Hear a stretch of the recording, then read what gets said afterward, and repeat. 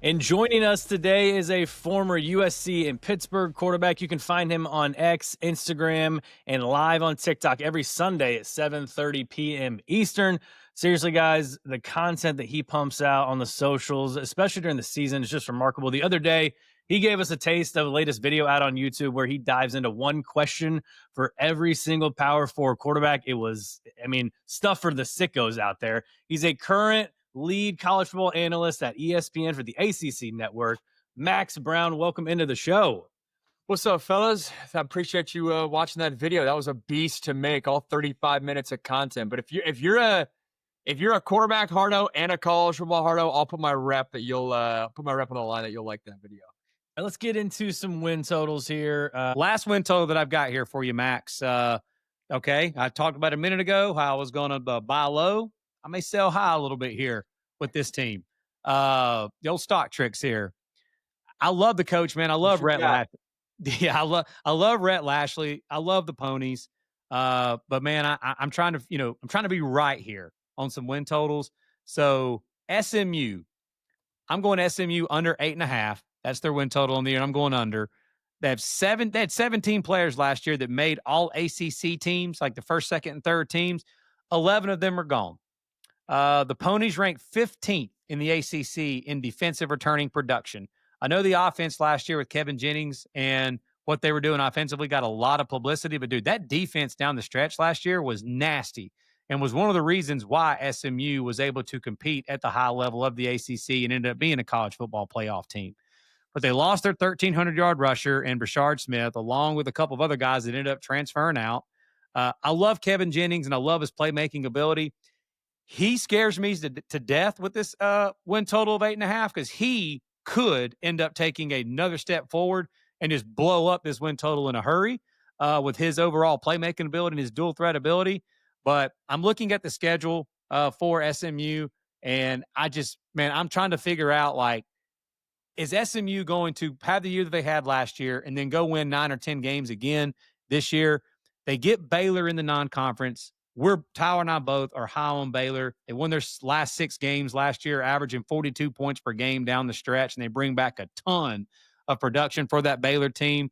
They get Baylor week 2.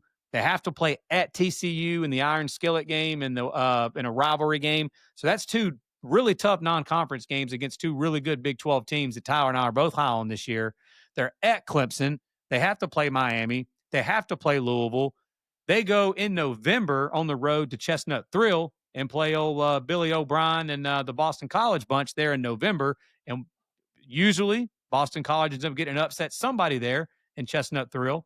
But they don't have the benefit this year of the little bit weaker of the in-conference schedule. I think last year they somehow escaped a win at Duke while having 6 turnovers. And like you said, if I'm not, you obviously know this probably more than I will on this. I think Eli Holstein, did he go down during the SMU game or before the SMU game? I can't really remember. I'm pretty sure he went down either during. Yeah. So, I mean, they got a little bit of a break. Sure. Yeah. Got a little bit of a break there too. But overall, SMU's in-conference schedule last year wasn't as tough as some of the other teams. And this year, they don't get a break. They have to play Louisville. They have to play Miami. They have to play Clemson. They've got those games that we talked about in the non-conference. And then, again, interesting game too. What if SMU is sitting there? They're out of the ACC conference race. They can't compete for an ACC championship.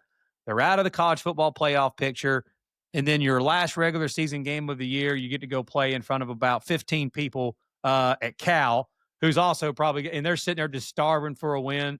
Just the scheduling dynamics. I think I've got SMU going 8-4 this year, possibly 7-5. So I'm going to take the under 8.5 on the Ponies.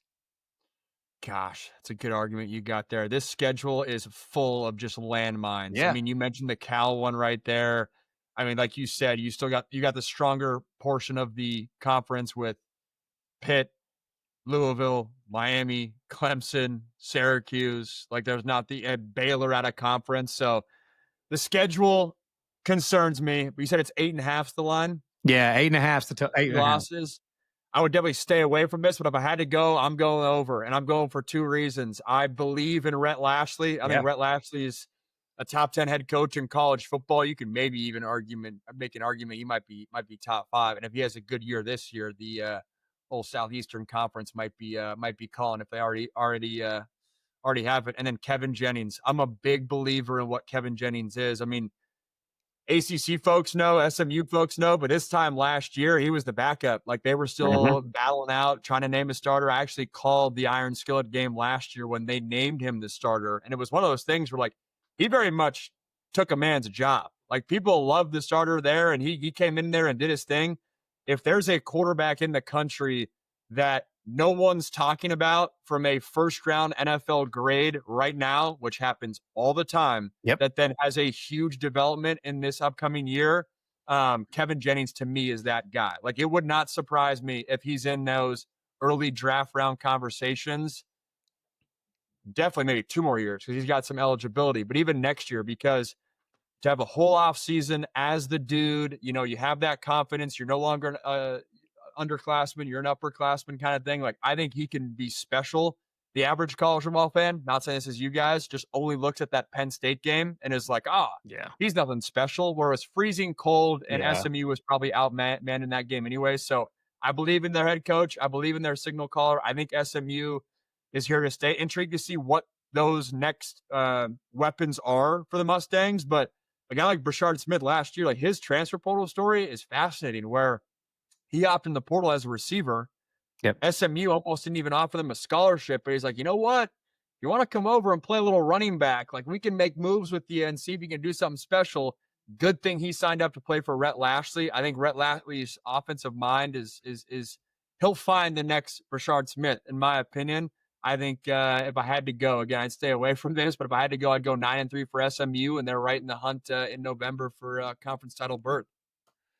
Awesome, man. Guys, appreciate you guys listening, watching, tuning in. We're on Apple, Spotify, YouTube. Make sure you go subscribe, like the show, comment, follow us on X, Instagram, TikTok. We love the banter back and forth like you guys are giving to us here. We got, 10 days till season starts. So we're ever so close to college football. For Max Brown and Lance Barton, I'm Tyler Noe. Take care. Have a great rest of your day, and we will see you next time.